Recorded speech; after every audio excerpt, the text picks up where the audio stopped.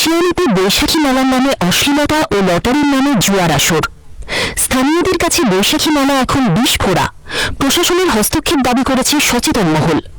বিস্তারিত প্রতিবেদনে।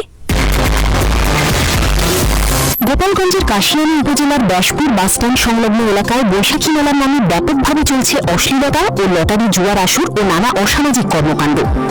দীর্ঘদিন ধরে চলা এই মেলাকে কেন্দ্র করে স্থানীয়দের মধ্যে চরম ক্ষোভ ও উদ্বেগ দেখা গেছে। রীতিমতো বৈশাখী মেলা এখন বিস্ফোরায় পরিণত হয়েছে। সচেতন মহলের দাবি, এখনই যদি মেলার নামে অশ্লীলতা ও লটারি জুয়ার আসর বন্ধ না করা হয় তাহলে অনেক বিপর্যয় ঘটনা ঘটতে পারে। কিন্তু প্রশাসনের পক্ষ থেকে কার্যকর কোনো পদক্ষেপও নেওয়া হচ্ছে না, এমন অভিযোগ করেছে স্থানীয়রা।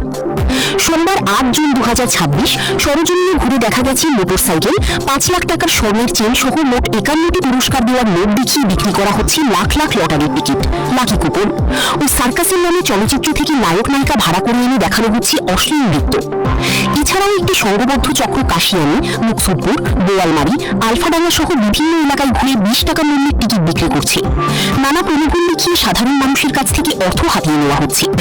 আজকে প্রায় 4,500 টাকার উপরে। আমি 500-700 টাকা মতো আমার কাছে, আমি কিছুই পাইনি। নাম প্রকাশ না করার শর্তে স্বামী বিদেশে থাকে এমন এক নারী বলেন, আমি আজকে 20,000 টাকার লটারি কিনেছি, 5 লাখ টাকার স্বর্ণের চেন যদি আমার ভাগ্যে লেগে যায়। মাঝকান্দি ভাটিয়াপাড়া আঞ্চলিক মহাসড়কের পাশে ব্যাসপুর এলাকায় কয়েকদিন আগে বৈশাখী মেলার আয়োজন করা হয়। শুরুতে সাধারণ বিনোদনের কথা বলা হলেও বর্তমানে মেলাটি অশ্লীল নৃত্য, লটারির নামে জুয়া ও বিভিন্ন অসামাজিক কর্মকাণ্ডের কেন্দ্রে পরিণত হয়েছে। প্রতিদিন সন্ধ্যার পর থেকে গভীর রাত পর্যন্ত মেলার ভিতরে সার্কাসের নামে চলে অশ্লীল নৃত্য। স্টেজে কয়েকজন নারী খোলামেলা পোশাকে অশ্লীল অঙ্গভঙ্গিতে নৃত্য পরিবেশন করেন। এসব অনুষ্ঠান দেখতে আশপাশের বিভিন্ন এলাকা থেকে কিশোর, তরুণ, মধ্যবয়সী এমনকি বৃদ্ধরাও ভিড় জমাচ্ছেন। স্থানীয়দের ভাষ্য, এতে করে যুব সমাজ নৈতিক অবক্ষয়ের দিকে ধাবিত হচ্ছে।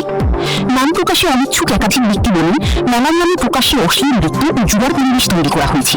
কিশোর ও তরুণরা এসব দেখে বিপথে যাচ্ছে। সমাজে ইভটিজিং, নারী নির্যাতন ও অপরাধ প্রবণতা বাড়ানোর অন্যতম কারণ এসব অশ্লীল আয়োজন। মেলা প্রাঙ্গণের পাশে যানবাহন রাখার জন্য আলাদা ক্যাম্প তৈরি করা হয়েছে। সেখানে নির্ধারিত ভাড়ার চেয়ে অতিরিক্ত টাকা আদায় করা হচ্ছে। এতে দর্শনার্থীরাও ভোগান্তিতে পড়ছেন। এদিকে সচেতন মহলের দাবি, প্রশাসনের চোখের সামনে এসব অপকর্ম চললেও রহস্যজনক কারণে সংশ্লিষ্ট কর্তৃপক্ষ নীরব ভূমিকা পালন করছে। তারা দ্রুত মেলায় অশ্লীলতা ও জুয়ার আসর বন্ধে কঠোর পদক্ষেপ গ্রহণের দাবি জানান।